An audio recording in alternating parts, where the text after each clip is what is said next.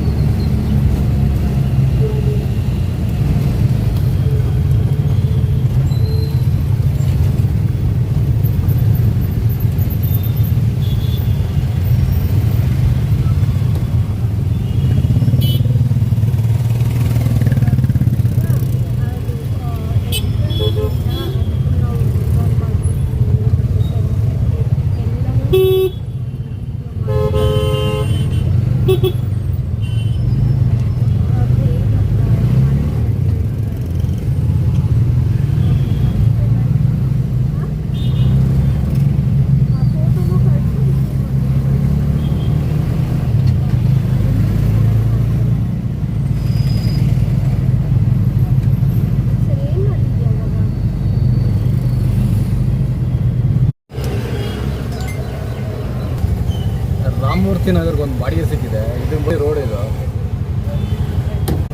400 metre ಇದೆ. 400 metre ಒಂದು pickup ಇದೆ. ನೋಡೋಣ ಬನ್ನಿ. ಇದು ಫುಲ್ ರಾಮಸಂಪಾಳ್ಯ. ಇಲ್ಲಿ ಬಸ್ಸುಗಳು ಜಾಸ್ತಿ ಇರಲ್ಲ, ಬರೀ ಆಟೋಗಳೇ ಜಾಸ್ತಿ ಇರೋದು. ಯಾಕಂದರೆ ಬಸ್ಸಲ್ಲಿ ಬರೋಕ್ಕಾಗಲ್ಲ, ಬಿದ್ದಿರೋದ್ರಿಂದ ತುಂಬ ಕಷ್ಟ ಈ ಕಡೆ. ಮತ್ತು ಇದು ಚಿಕ್ಕ ರೋಡು, ಇಲ್ಲಿ ತುಂಬ ಟ್ರಾಫಿಕ್ ಆಗ್ಬಿಡುತ್ತೆ. ಅದಕ್ಕೆ ಯಾವುದೋ 1-2 ಬಸ್ ಇದೆ.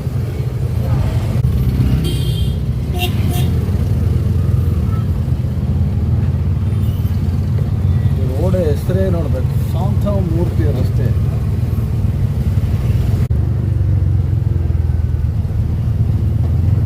ಇವಾಗ ನಾವು ಬುಕ್ಕಿಂಗ್ ಜಾಗ ಹೋಯ್ತಿರೋದು, ಆಟೋ ಬರ್ತಿದೆ ಅಂತ ಅವ್ರ ಮೊಬೈಲಿಗೆ ಕ್ಲಿಯರಾಗಿ ಕಾಣ್ತದೆ, ಗೊತ್ತಾಗ್ಬಿಡ್ತದೆ. ಆದ್ರೂ ಅವ್ರು ಹೊರಡ ಬಂದು ನಿಂತ್ಕೊಳ್ಳಲ್ಲ. ಆ ಆಟೋ ಡ್ರೈವರ್ ಅಲ್ಲಿ ಹೋಗಿ ಅವ್ರಿಗೆ ಫೋನ್ ಮಾಡಬೇಕು, ಅವಾಗ ನೋಡಿ ಹೊರಡ ಬಂದು ನಿಂತ್ಕೊಳ್ತಾರೆ. ನೋಡಿ ಹತ್ರ ಬಂದಾಯಿತು, ಆದರೆ ಅವ್ರು ರೋಡಲ್ಲಿ ಇರೋಲ್ಲ, ಬರಲ್ಲ. ಅದು ಏನು ಜನಗಳಂದ್ರೆ ಸರಿ. ಆ ಹುಡುಗ ಆಟೋದವ್ರು ಬರ್ತಾರೆ.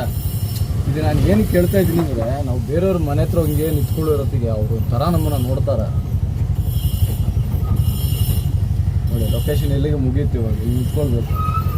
ನಾವು ಯಾರ್ದೋ ಮನೆ ಹತ್ರ ಗೇಟ್ ಹತ್ರ ನಿಂತ್ಕೊಂಡ್ರೆ ಅವರು ನಮ್ಮನ್ನು ಥರ ನೋಡ್ತಾರೆ. ಏನು ಒಳಗೆ ಕಳ್ಳನ ಥರ ನೋಡ್ತಾನೆ ಅಂತ ತಿಳ್ಕೊಂಡ್ಬಿಡ್ತಾರೆ.